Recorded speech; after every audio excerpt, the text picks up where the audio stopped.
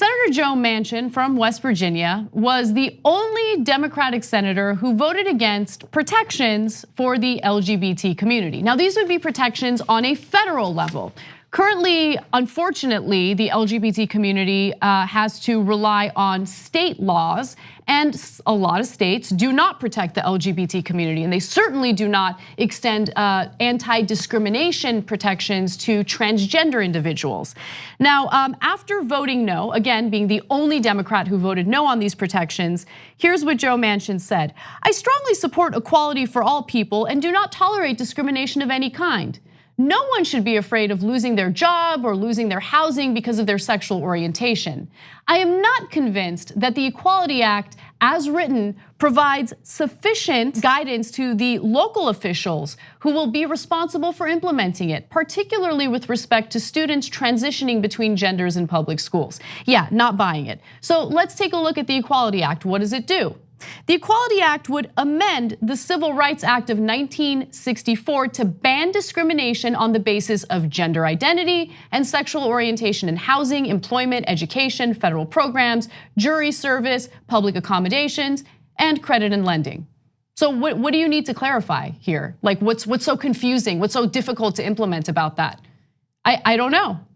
But Joe Manchin is useless for the Democratic Party. He is literally useless. There is no reason why he should be considered a Democrat.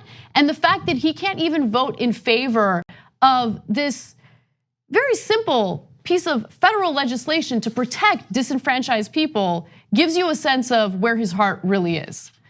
So a couple of notes here specific to West Virginia. You remember West Virginia has been in the news recently on a couple of issues, but including how one Republican delegate in their state legislature, Eric Porterfield, said that LGBTQ groups were the closest thing to political terrorism in America.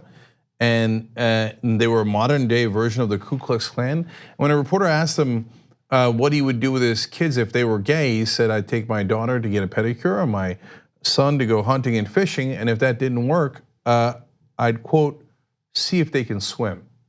In other words, that he might drown them. Disgusting. For being gay. Yeah. So now when Manchin says this should be handled at the local level and brings it back to guys like Porterfield in his state, that is not a positive statement. Civil rights issues are not local issues, okay?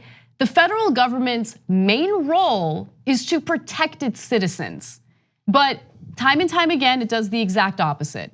This is a civil rights issue. Joe Manchin is a joke, and it's incredibly embarrassing that he considers himself a Democrat because he has no interest in protecting people who are disenfranchised. He has no interest in looking out for Americans and representing them. All he has an interest in is protecting his political power and continuing to pretend as if he does anything of value as a senator. So saying that it's a states' rights issue is the oldest trick in the book for people who didn't want civil rights.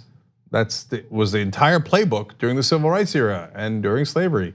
So if you're uncomfortable with me comparing it to rights for African Americans, sad day for you.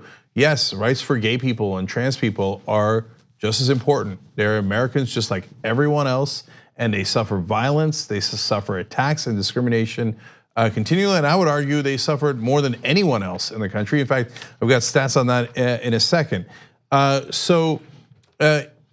Secondly, when he says, well, it's about I want the local groups and government organizations to have more control over regulation, and that's not clearly spelled out in this legislation. Other Democrats, and including the civil rights activists in this case, go, what are you talking about? Every other Democrat voted for it. You know that we do the legislation to tell you how to implement it at the local level after we pass this act. That's how it's always done. So it's a very, very poor excuse. The reality is he thinks my constituents don't like gay people, so I'm gonna try to maintain power by voting against this bill and not giving protection to gay people. And so just call it what it is, that's what it is. And so if, and then people in Washington will complain that just Democrats run primaries. Well, there's two people that we primaried last time around, for example. One was Joe Manchin. We had Richard Ojeda close the biggest lead in America in a congressional district, and he ran as an unapologetic populist and progressive on very progressive on most of the issues. All right, last thing is this whole thing about that Manchin talks about, oh, well, in the bathrooms among young kids, et cetera. So wait, that's a Republican talking point about how trans people should not go in the so-called wrong bathrooms. And they say, why? Okay, what if they attack straight people? First of all, what are you talking about? Total mythology, total conspiracy theory.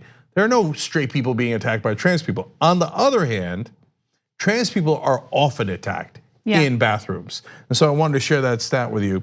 12% of trans people said they had been harassed, attacked, or sexually assaulted in a bathroom. 8% reported having a urinary tract infection or kidney infection as a result of avoiding bathrooms.